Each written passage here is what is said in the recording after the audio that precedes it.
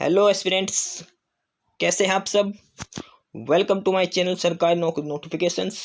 Aspirants, आपके लिए एक नई अपडेट है आज की, और वो ये है कि एस्पिरेंट्स उत्तर प्रदेश गवर्नमेंट ने एनएचएम नेशनल हेल्थ मिशन के लिए कुछ रिक्रूटमेंट्स हैं और उनको लिए एक डिटेल्ड एडवर्टाइजमेंट नोटिस इशू किया है। ठीक है। और इस नोटिस के तहत उन्होंने बताया कि डायरेक्ट रिक्रूटमेंट करनी है 558 to 5582 5582 contractual position of community health officer CHO की पोस्ट पे। ठीक है। और इसमें जो डायरेक्ट प्रोसेस होगा, डायरेक्ट वेरिफिकेशन प्रोसेस के डॉक्यूमेंट वेरिफिकेशन प्रोसेस के बेसिस पे इनका सिलेक्शन किया जाएगा। ठीक है, यानी कि डायरेक्ट DV के बेसिस पे आपका सिलेक्शन किया जाएगा इस चीज़ के लिए। ठीक है। तो ऑनलाइन जो एप्लीकेशन स्टार्टिंग की डेट है वो 29 जनवरी से ऑनलाइन स्टार्ट है इसके 11 बजे से। और जो लास्ट डेट है फॉर्म अप्लाई करने के लिए वो लास्ट डेट 7 फरवरी है, यानी कि 10 दिन का टाइम दिया गया है। जो भी अप्लीकेंट अप्लाई करना चाहते हो वो 29 जनवरी से लेकर 7 फरवरी को रात 12 बजे तक अप्लाई कर सकते हैं इस चीज़ के लिए। और उसके बाद इन्होंने डिटेल में दे रखा है कि टोटल 558 टू 5582 कॉन्ट्रेक्चुअल वैकेंसी जो है NHM के तहत, नेशनल हेल्थ मिशन के तहत। ठीक है। और इनको आयुष्मान भारत स्कीम के तहत इनको लगाया जाएगा, जिनकी ड्यूटी होगी रूरल विलेज में या फिर अलग अलग से सब हेल्थ सेंटर में। ठीक है। ये CHO की पोस्ट है ये। और इसके बाद इसकी डिटेल में चेक करते हैं वैकेंसीज वगैरह, कैटेगरी वाइज इनका डिस्ट्रीब्यूशन कर रखा है। तो टोटल है जनरल में है वो 2233 है, 2233 पोस्ट। ठीक है। EWS कैटेगरी में 558 पोस्ट हैं। OBC में 1508 1508। SC की बात करते हैं 1172 1172 हैं। ST के लिए 111 हैं। टोटल ये 5582 पोस्ट है, 5582 पोस्ट है। ठीक है। उसके बाद इसमें से जो वोमेन कैंडिडेट्स की हैं ओवरऑल वो 1116 1116 पोस्ट है। ठीक है। ये सारी इनकी वैकेंसी डिटेल है कैटेगरी वाइज अलग अलग हिसाब से। और इसके बाद जो कैंडिडेट्स का है एक स्पेशल नोटिस दिया गया इस चीज़ में कि candidate should have a valid personal email ID and mobile number. It should be kept active during the entire recruitment process. Mail ID और अपना मोबाइल नंबर अपडेटेड रखें। जो भी आप फिलअप करो उसको टाइम टू टाइम चेक करते भी रहना, क्योंकि जो भी डिटेल आएगी वो आप थ्रू SMS और थ्रू मेल आपको बताई जाएंगी। ठीक है। इसके बाद इसमें क्वालिफिकेशन की बात करते हैं, क्या क्या एलिजिबिलिटी क्राइटेरिया है। एलिजिबिलिटी टाइप क्राइटेरिया में सबसे पहले क्वालिफिकेशन की बात करें तो कैंडिडेट को सबसे पहले कैंडिडेट का BSc नर्सिंग होनी चाहिए with integrated curriculum of certificate in community health of nursing CCHN, ये सर्टिफिकेट होनी चाहिए। ठीक है। Certificate in community health for nursing, ये इंटीग्रेटेड कैरिकुलम ये होना चाहिए BSc नर्सिंग के साथ।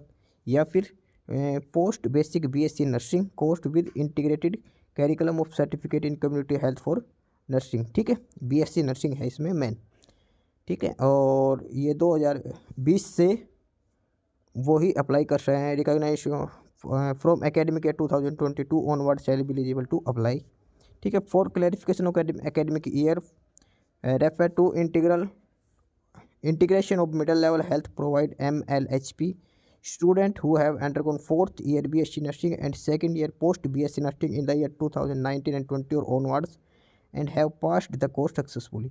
यानी कि जिन्होंने 2019-20 में अपनी BSc पास की है या उसके बाद में की है वो ही एलिजिबल है। जिन्होंने लास्ट 4 साल में जिन्होंने BSc कर रही है वो एलिजिबल है इसकी चीज़ के लिए, BSc नर्सिंग के लिए।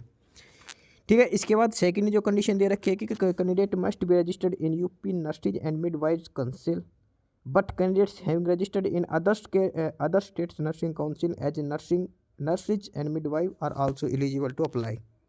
ठीक है। यानी कि जो भी कैंडिडेट हैं उनको नर्सिंग एंड मिडवाइफ काउंसिल होते जो हर स्टेट में वहाँ पे रजिस्टर्ड होना चाहिए। ठीक है। और उसके बाद है candidate who have not registration in UP, जिनका UP में नहीं है और अदर स्टेट से है ये नर्सिंग काउंसिल रजिस्ट्रेशन का, उनको एक एफिडेविट जमा करवा नॉन जुडिशियल स्टैम्प पेपर पे 100 रुपये के स्टैम्प पेपर पे। ठीक है। DV के टाइम पे और एज ए ज्वाइनिंग के टाइम पे। ठीक है। और उसके बाद with in the 90 days of the joining in this, मतलब ज्वाइनिंग के 90 दिन के अंदर ये सारी डिटेल आपको एक एफिडेविट कोर्ट से सबमिट करवाना है, जिनके पास UP के अलावा अदर स्टेट का नर्सिंग एंड मिडवाइज काउंसिल का जो सर्टिफिकेट रजिस्ट्रेशन है वो। ठीक है। और जिनका जो कैंडिडेट्स जिनका UP nursing and midwife council में रजिस्ट्रेशन नहीं है, ठीक है, ऑन द अदर स्टेट में है, तो उनका CHO बेसिस प्रोविजनल होगा। और after submission of registration certificate of UP nursing and midwife council in concern DHS से joining will be continue as CHO for the day of provisional joining, यानी कि उनको 90 दिन के अंदर UP anaesthesia and midwifery council में registration करवाना mandatory होगा। ठीक है, जिनके पास अदर स्टेट का उनको यूपी वाले में भी करवाना ज़रूरी है। और अगर कोई 90 दिन के अंदर नहीं करवाता तो उसको 2.5 लाख रुपये जो सिक्योरिटी बॉन्ड है वो जमा करवाना पड़ेगा। ठीक है, candidate who are working as a CHO in Uttar Pradesh are not eligible to apply, जो ऑलरेडी CHO में वर्किंग है यूपी में वो अप्लाई नहीं कर सकते। ठीक है, इसके बाद ऑनरेरियम इसकी जो सैलरी वगैरह की बात करते हैं तो उसमें 20,500 पर मंथ ऑनरेरियम है और 15,000 रुपये तक का PBI मिलता है आफ्टर पोस्ट डिस्ट्रिक्ट अलोकेशन के बाद। ठीक है, और इसके बाद एक 2.5 लाख रुपये का एक सिक्योरिटी बॉन्ड फिलअप करवाया जाता है 100 रुपये के स्टाम्प पेपर के। भाई जब से ज्वाइनिंग होगी तो मिनिमम 3 साल तक इनको वहाँ पे सर्विस करनी पड़ेगी, अदरवाइज 2.5 लाख रुपये देना पड़ेगा अगर कोई भी सर्विस पहले छोड़ता है तो 3 साल से पहले ये सिक्योरिटी बॉन्ड फिलअप करवाया जाएगा। ठीक है, इसके बाद एज लिमिट की बात है तो एज लिमिट 21 से 40 है और जो लास्ट डेट ऑफ सबमिशन है 7 फरवरी तक आपकी मिनिमम एज 21 साल होनी चाहिए, मैक्सिमम 40 साल हो सकती है आपकी एज लिमिट। ठीक है, उसके बाद अलग अलग कैटेगरीज के हिसाब से इनको एज रिलैक्सेशन दे रखा है, जैसे OBC नॉन क्रिमिनल SC/ST को 5 साल का, 15 साल का फिजिकली चैलेंज पर्सन को अलग अलग ही इनको एज रिलैक्सेशन दे रखा है। ठीक है, ये सारी डिटेल है इसमें। तो और एप्लीकेशन फ़ीस की बात करें तो इसमें कोई भी एप्लीकेशन फ़ीस नहीं है। ठीक है, इसके बाद कोविड एक्सपीरियंस का भी इसमें मिलता है, जिन्होंने कोविड के टाइम में जिनकी ड्यूटी लगी थी कॉन्ट्रेक्चुअल बेसिस पे उनको भी एक्स्ट्रा मार्क्स मिलेंगे, जैसे 5 मार्क्स मिलेंगे जिन्होंने मिनिमम 6 साल की जॉब करी थी वहाँ पे कोविड के टाइम में। 10 मार्क्स मिलेंगे जिनको 1 साल की थी और जिनको 1 साल से ज़्यादा करी थी उनको 15 मार्क्स दिए जाएंगे। ठीक है, जिन्होंने कोविड के टाइम पे टेम्परेरी या आउटसोर्सिंग के तहत ड्यूटी की थी पब्लिक हेल्थ मिशन में।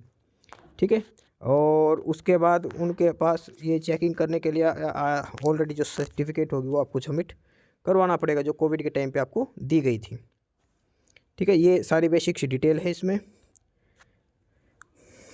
और जो भी कैंडिडेट हैं सिलेक्शन जो भी होगा उनको अपने डॉक्यूमेंट्स के टाइम पे सारे रिलेवेंट डॉक्यूमेंट लेके जाने हैं। ठीक है, एक सेट लेके जाना, self attest photocopy all the documents and 2 photos, जितने भी डॉक्यूमेंट्स हैं उनको एक सेट लेके जाना, फोटोकॉपी का सभी पे खुद के साइन करने हैं। ठीक है, उसके अलावा 2 पासपोर्ट साइज़ फ़ोटो भी लेके जानी है।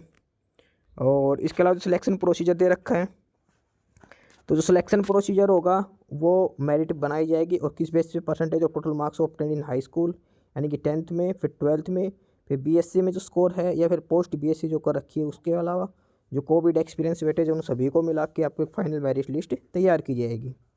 ठीक है, जैसे 10th में जितने मार्क्स हैं उनका 17% होता है, 12th वालों को भी 17% लिया जाएगा, BSc वालों को 51% कैलकुलेट किया जाएगा, ऐसे करके टोटल 85 है और 15 नंबर इसके कोविड एक्सपीरियंस के काउंट करेंगे। ठीक है, इस हिसाब से एक फाइनल मेरिट लिस्ट तैयार की जाएगी। तो ये सारे इसमें डिटेल है। और उसके बाद ये टाई केस में दिखाएगा किसी के तो स्कोर के बराबर है तो उनको किस कंडीशन पे उनका सिलेक्शन किया जाएगा। ठीक है, डॉक्यूमेंट्स अपलोड करने उसमें फ़ोटो कर लगानी है, साइन करनी है, 10th की मार्कशीट, 12th की मार्कशीट, BSc की सारी मार्कशीट सभी सेमेस्टर की। इसके अलावा जो भी नर्सिंग सर्टिफिकेट है, जो भी वैलिड आई प्रूफ है फ़ोटो, और उसके अलावा जो भी डोमिसाइल वगैरह सारे डॉक्यूमेंट्स आपको लेके जाने हैं और कोविड एक्सपीरियंस की सर्टिफिकेट है तो वो भी लेके जानी है। ठीक है, इसके बाद डिस्ट्रिक्ट प्रेफरेंस फिलअप करवाई जाएगी। तो कैंडिडेट्स को जो 75 डिस्ट्रिक्ट हैं 75 डिस्ट्रिक्ट प्रेफरेंस दी जाएगी, उसमें से आपको डिस्ट्रिक्ट प्रेफरेंस फिलअप करनी है। ठीक है, ये हर हाल में आपको फिलअप करनी पड़ेगी, इसके अलावा आप फॉर्म सबमिट नहीं कर सकते। ठीक है, ये बेसिक्स इसमें डिटेल है। और जो भी कैंडिडेट अप्लाई करना चाहते हो 7 फरवरी से पहले इसमें अप्लाई कर सकते हैं। ठीक है, ये डिस्ट्रिक्ट वाइज वैकेंसी डिटेल है, किस डिस्ट्रिक्ट में कितनी वैकेंसीज है। जैसे आगरा में 68 है, अलीगढ़ में 45, अम्बेडकर नगर में 12, अमेठी में 69, ऐसे सारे डिस्ट्रिक्ट हैं और हर डिस्ट्रिक्ट में अलग अलग जितनी भी वैकेंसी है सभी वैकेंसीज दिखा रखी है। तो आपको डिस्ट्रिक्ट वाइज प्रेफरेंस देनी है फॉर्म फिलअप करते टाइम। टोटल 75 डिस्ट्रिक्ट में ये सारी पोस्टें हैं, अलग अलग हर डिस्ट्रिक्ट में अलग अलग पोस्ट दिखा रखी है। ठीक है, इनका कैटेगरी वाइज रिजर्वेशन नहीं दिखा रखा लेकिन टोटल पोस्ट दिखा रखी है, ओवरऑल किस डिस्ट्रिक्ट में कितनी वैकेंसीज खाली है। ठीक है, तो ये डिटेल्ड एडवर्टाइजमेंट नोटिस है national health mission Uttar Pradesh के लिए। तो जो भी कैंडिडेट अप्लाई करना चाहते हो 7 फरवरी से पहले अप्लाई कर दे, कोई भी एप्लीकेशन फ़ीस नहीं है इस चीज़ के लिए। बाकी नई अपडेट नई इन्फॉर्मेशन के लिए आप हमारे यूट्यूब चैनल सरकारी नौकरी नोटिफिकेशन सब्सक्राइब जरूर करिए। और अगर कुछ इश्यू है, कुछ पूछना हो तो आप कमेंट बॉक्स में कमेंट करके आपको जो भी इश्यू है किसी भी चीज़ के रिगार्डिंग आप कमेंट बॉक्स में कमेंट करके पूछ सकते हैं।